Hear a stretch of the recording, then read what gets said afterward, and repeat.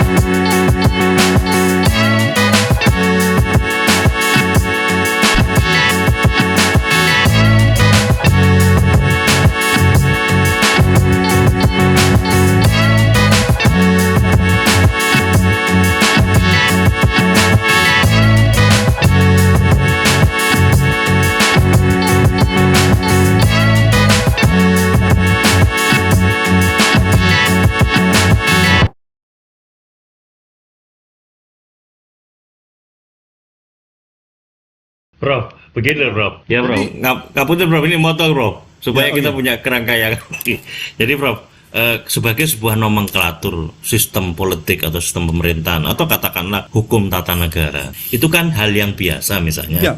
Kalau sebagai pembelajar kita ini sebagai mahasiswa, toh juga bisa dikaji itu di sosnya, di kumpulan jurnal-jurnal ilmiah, di kumpulan jurnal-jurnal, ya kurikulum macam-macam apa, sebagai sebuah referensi ilmiah, sebagai sebuah kajian. Demokrasi juga dipahami sebagai sebuah fakta tentang sistem pemerintahan atau sistem politik atau hukum tata negara. Monarki juga begitu. Kan semuanya tersedia. Nah sekarang yang jadi masalah itu ketika khilafah ini dipelajari, lalu kemudian itu karena menjadi bagian dari keyakinan ajaran Islam, lalu kemudian ada keinginan untuk dikaji lebih lanjut seperti apanya karena punya bantalan fakta empiris historis, ya dulu yang sudah terlalu panjang, lalu kemudian menimbulkan kontraksi, Prof. Nyambung dari tadi yang disampaikan Dr. Muhammad Taufik, ternyata dugaannya adalah ini memang terkait dengan agenda politik tentang kekhawatiran politik identitas itu. Menurut Prof. Suteki seperti apa sih idealnya kita menyikapi semuanya ini, Prof? Ya Mas pernah, mungkin saya beritahu belum ya, saya kan menulis jurnal di Bandung itu ya, judulnya itu Transformasi Pemerintahan dari Demokrasi ke Sistem Pemerintahan Islam. Atas jurnal itu kemudian saya dinobatkan sebagai dosen profesor yang paling radikal di Undip. Loh, ini keterangan dari wartawan koran kampus Manunggal. Padahal ilmiah itu, Bro. Ilmiah. Oh, masa profesor nulis ya senengnya diri kan enggak mungkin. Dasarnya ada, referensinya ada, pola pikirnya ada semua. Loh itu fakta loh itu. Itu. Jadi saya juga baru tahu itu kalau diberitahu oleh wartawan koran Manunggal kampus itu. Prof tahu nggak kalau Prof itu menduduki ya dosen yang paling radikal di Undip. Karena apa? Karena Prof menulis artikel ini. Loh itu jelas begitu. Nah, lalu kemudian dikaitkan dengan persoalan yang tadi, ini Mas, LSI itu baru saja menurunkan berita di sini, hasil survei LSI ya, PDIP Golkar unggul di populasi umum dan tidak pro syariat Islam. Loh, baru ini Mas. Kira-kira arahnya kemana? Tapi ya yang goblok umat Islam kuwi mau goblok bolak-balik, ya toh? Wis bolak-balik dihapusi, bolak-balik ini yo cek nekat, wae milih. Ya toh, oh ini kan kalau kita kaitkan dengan politik kita, ya sebenarnya sing goblok iki wong umat Islam dhewe. Ya kan aneh misalnya, wong hukum Islam, hukumnya dia beragama Islam, punya hukum Islam, tapi mau diterapkan dia menolak. Win nalare ning ngendi coba pikiran. Gua kok tak dadi nesu karo Mas Slamet ya ora enggak maksudnya enggak gitu. Tapi maksud saya itu ini benar-benar waduh angel itulah. Bagaimana penyadaran ini? Karena di politik kan selalu cenderung untuk mengutamakan vested interest dan persoalan kepentingan, tidak memperhatikan aspek namanya rububiyah, aspek transendental. Wih gak ketemu mas, adanya cuma bagaimana aku punya tujuan begini lalu menghalalkan semua cara kalau perlu dicapai. Nah termasuk tadi, lalu mengatakan bahwa apakah itu nanti terpapar Wahabi lah, terpapar dengan ideologi khilafahisme lah, terpapar dengan apa itu seolah disematkan dan terkesan, loh orang-orang ini mau pakai politik identitas loh, jangan dipilih nih, jangan digembosi, berusaha untuk menggembosi ya. Kembali kepada tadi, ketakutan kalau Islam itu akan bangkit. Kendatipun misalnya itu disematkan pada Anies misalnya, pada Anies Baswedan yang sekarang juga trending ya, topik di mana-mana juga jadi masalah itu. Nah itu apakah misalnya ada upaya untuk misalnya Anies ini membawa politik identitas? Saya sudah berkali-kali mengatakan, apa salahnya kalau kita berpolitik identitas? Menggunakan identitas untuk kepentingan politik. Karena dari sono, dari zaman kita sebelum merdeka, juga kita menggunakan identitas politik untuk kepentingan tujuan politik. Kan begitu?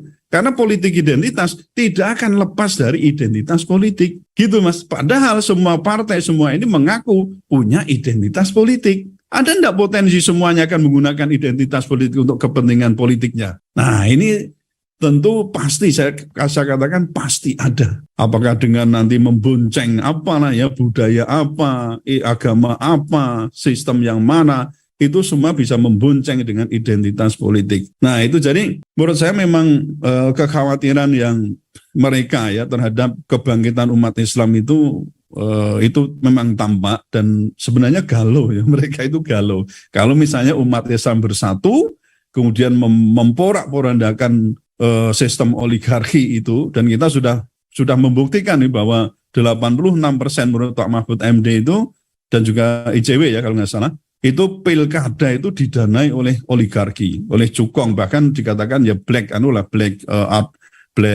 cukong lah, black oligark. Nah apakah ini juga tidak mungkin mendanai pilpres 2014, 19 dan seterusnya? Apa itu nggak mungkin? Kalau di pilkada mungkin, apa itu di pilpres nggak mungkin? Atau dengan pileg lah ya gitu, dengan pemilihan legislatif apa itu nggak mungkin? Jadi dengan fakta yang demikian, mestinya umat Islam itu kemudian paham bagaimana nih cara bukan dengan makar ya maksudnya, bagaimana cara beralih dari politik yang serba di backing. Kalau oligarki itu sebenarnya kalau white oligark jadi tidak masalah mas, tapi kalau udah black oligark itu yang jadi masalah. Karena memang negara ini memang butuh oligark itu. Cuma mestinya negara itu sendiri bagaimana menguasai itu ya, yang sering kita katakan sumber daya alam dan seterusnya untuk dimanfaatkan untuk sebesar-besar kemakmuran rakyat. Bukan oligark yang berkuasa, tapi pemerintah harus mampu mengendalikan oligark itu. Nah baru nanti politik bisa ditata. Kalau sekarang kan oligark masuk politik, ngacak-ngacak semua di bidang ketatanegaraan. Ambiar jadinya. Akhirnya hukum ya bagaimana caranya untuk pertama mempertahankan status quo, yang kedua melayani oligark. Nah jadi ini ya krusial lah mas, tapi saya kembali ke persoalan, saya tidak setuju kalau khilafah itu dikriminalisasi dan apalagi melakukan tindakan persekusi terhadap para pendakwahnya. Itu pasti saya katakan itu adalah tindakan yang bertentangan dengan Pancasila dan juga Islam itu sendiri.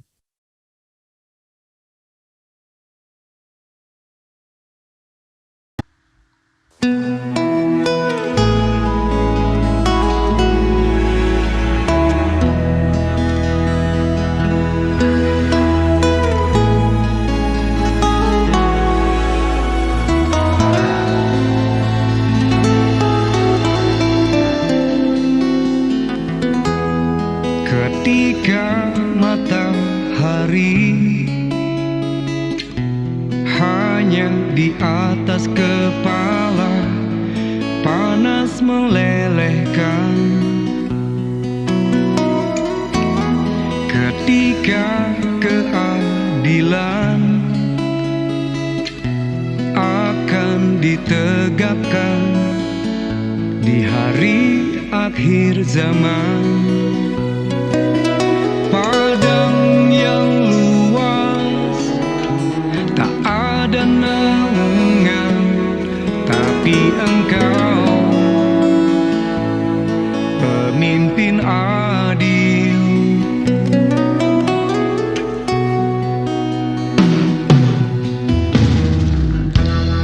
Setiap manusia adalah khalifah di muka bumi ini. Engkau khalifah, dari khalifah kau dinaungi, kau dirahmati. Tapi Engkau khalifah, dari khalifah kau dinaungi, kau diselamatkan. Dari hari pembalasan Engkau bisa bawa mata air kebaikan bagi manusia.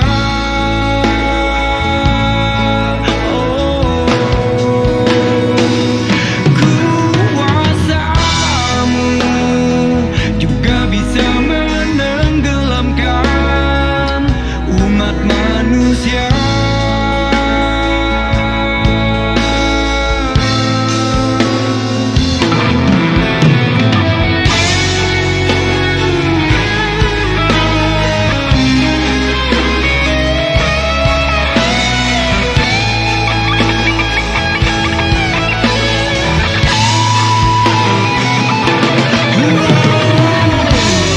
Tak ada bahteramu, tak ada penyelamat, maka adillah kau pemimpin.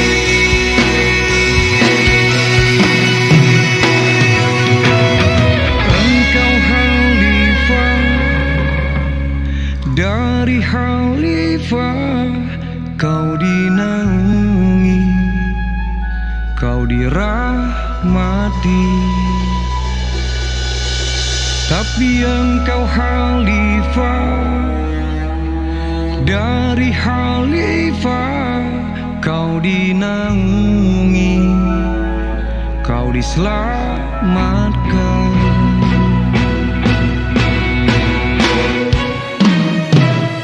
Engkau bisa bawa mata air kebaikan bagi manusia.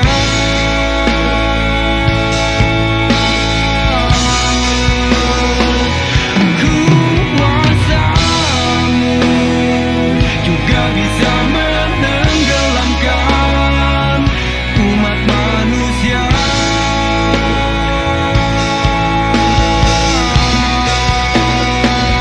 Engkau bisa bawa mata air kebaikan bagi manusia.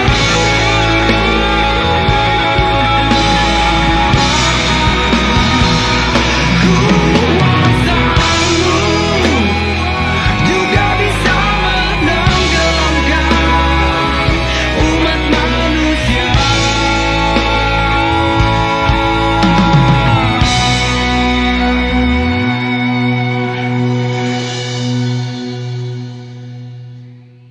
Tapi Engkau khalifah, dari khalifah kau dinaungi, kau diselamatkan.